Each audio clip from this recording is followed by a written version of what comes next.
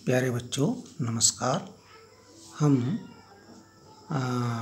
गणित में पाठ 7 त्रिभुज पढ़ रहे हैं, जिसमें कि प्रश्नावली 7.1 की जा रही है। इसमें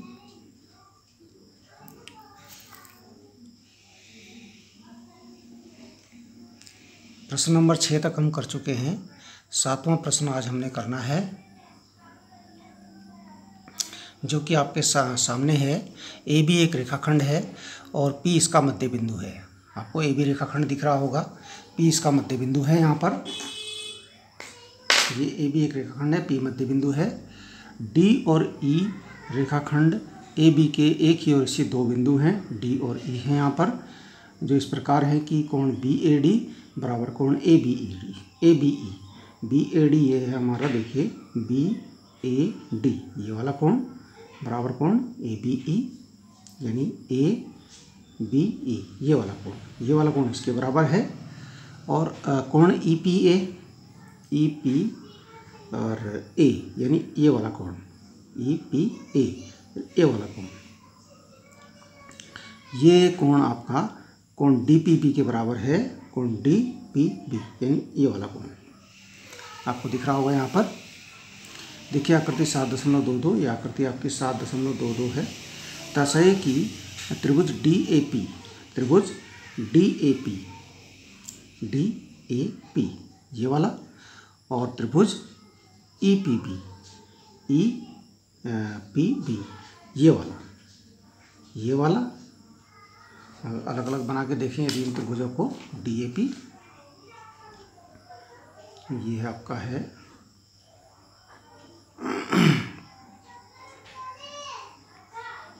हम एक मोटी मोटी आकृति बना रहे हैं, कुछ समझ में आ जाए। अगर ये मान लिया जाए आपका डीएपी है,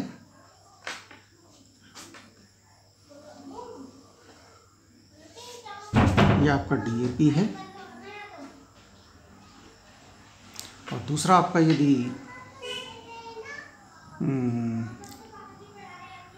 ईबीपी है, ईबीपी देखिए कैसे बन सकता है। ये आपका अलग त्रिभुज है एक ईबीपी,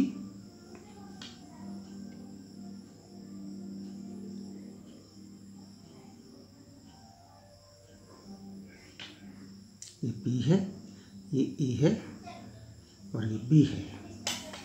ये त्रिभुज हमने अलग अलग इन त्रिभुजों को बनाने का प्रयास किया, ठीक है ना। ये दो त्रिभुज हैं जिसमें कि कोण बी ए डी, देखिए बी ए डी हमें कहीं दिख रहा है, यहाँ पर नहीं दिख रहा है, क्योंकि कुल मिला के ये वाला कोण इसके बराबर है। और ये ए पी ये मध्य बिंदु है, ए पी ये वाली भुजा पी बी के बराबर है, ठीक है। अब देखिए चित्र को हमने समझा कुछ। अब देखिए दिया क्या है, दिया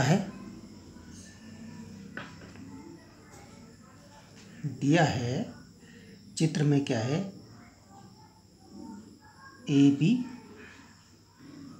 का मध्य बिंदु पी है, ये दिया है। ए बी का मध्य बिंदु पी है। और क्या दिया है, और दिया है कोण बी ए डी बराबर कोण ए बी ई, ये दिया है।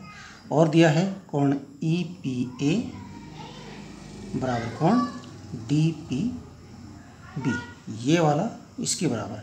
पूरा नहीं दे रखा है, यहाँ से यहाँ तक पूरा दे दें तो हम सीधे हो जाए पूरा, यानी ये ई पी बी ये पूरा दे दें, ये ई पी बी पूरा होगा यहाँ से यहाँ तक, और डी पी ए दे दें तो ये पूरा हो जाएगा यहाँ से यहाँ तक, ठीक है ना। यानी ये वाला कोण भाई, ये और ये कोण तो बराबर हो गए, एक युग्म हो गया, एक भुजा का हो गया, एक युग्म और हो जाएगा तो बराबर सिद्ध हो जाएगा, सर्वांग सम सिद्ध हो जाएगा, ठीक है ना।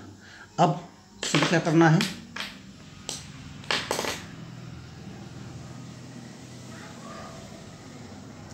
सिद्ध करना है आपको दो चीज़ दिख रही होगी यहाँ पर सिद्ध करने के लिए। नंबर एक है त्रिभुज DAP। DAP हमने ये भी बनाया यहाँ पर, सर्वांगसम त्रिभुज। EBP हमने ये बनाया, EBP।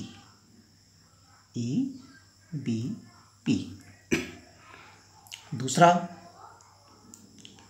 AD बराबर BE, ये सिद्ध करना है। अच्छा, इसके बाद हमारे पास क्या शब्द आता है? उपपत्ति।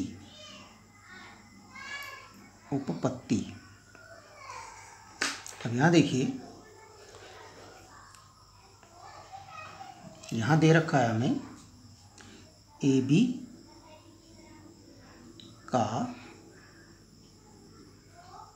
मध्य बिंदु P है। AB का मध्य बिंदु P है, ये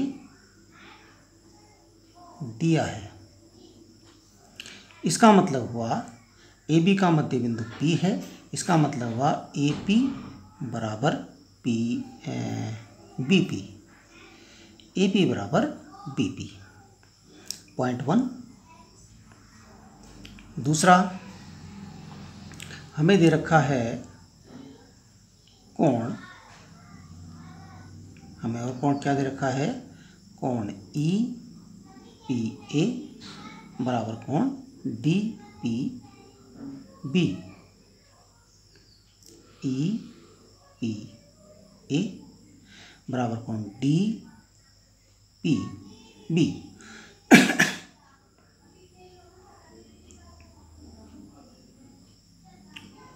चलो इसको भी नहीं लेते हम, इसको रुक जाइए, इस वाले को रुक जाइए। हम पहले वाले, इस वाले को, ये पहले हमारा ये था कोण BAD बराबर कोण ABE। BAD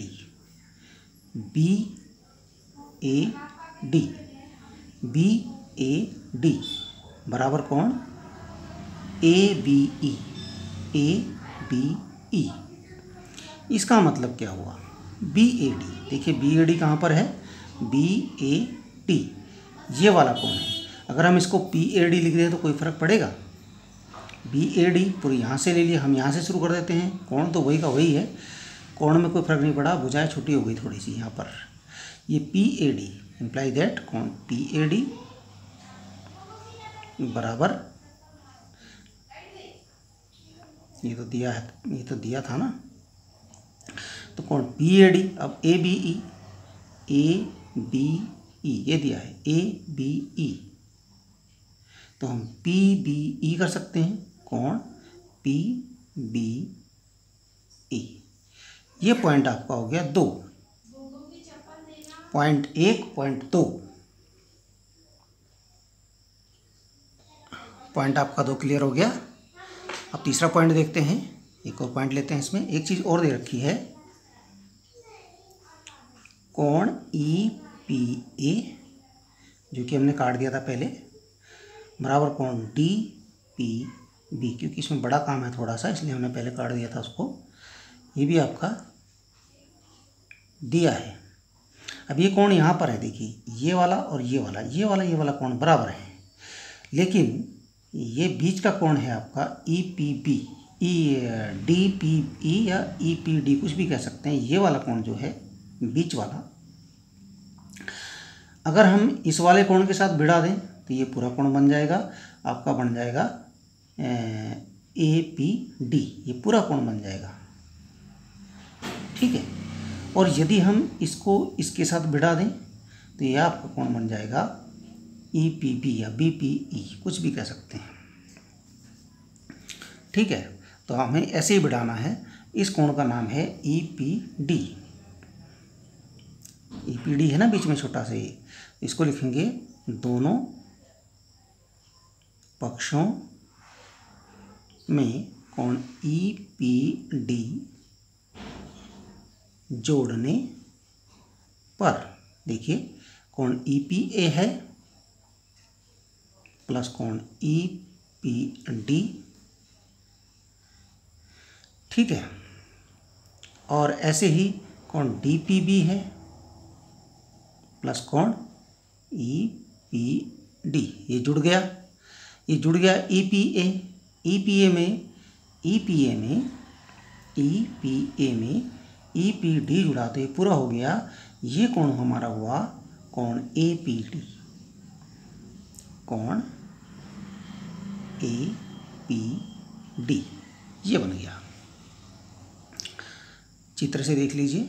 अब डीपीबी हमारा ये वाला है, इस कोण में ये कोण जुड़ गया तो ये पूरा कोण बन गया ये बन गया आपका ईपीबी या बीपीई, कोण बीपीई, ये वाला कोण बन गया।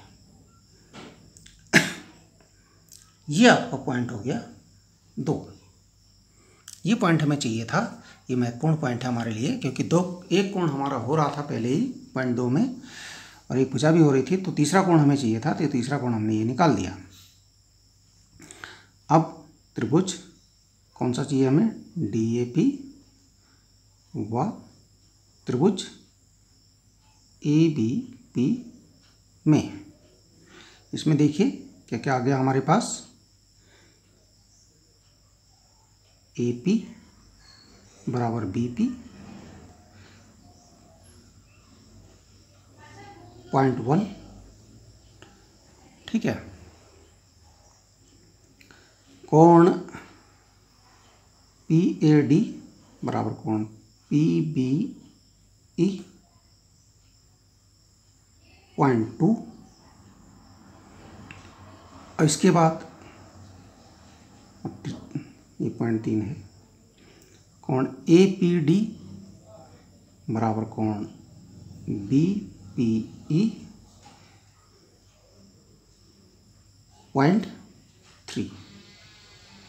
3 पॉइंट आ गए, ठीक है ना। तो एक भुजा 2 कोण, यानी 2 कोण में एक भुजा बराबर हो गई, तो क्या हो गया, अतः किस त्रिभुज की बात करते हैं हमने, त्रिभुज डीएपी सर्वांगसम त्रिभुज ईबीपी, ये सर्वांगसम हो गए किससे, SAA से, ये कसौटी इसमें लग गई SAA। अब दूसरा जो पॉइंट था कि AD बराबर BE, इसलिए AD बराबर BE।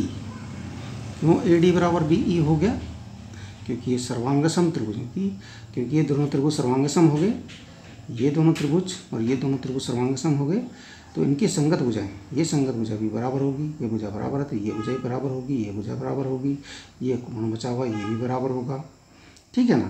तो AD बराबर BE, सर्वांगसम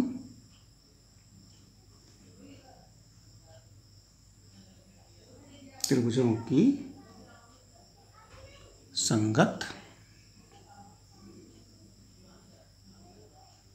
भुजाएं, ये आपका हो गया प्रूफ।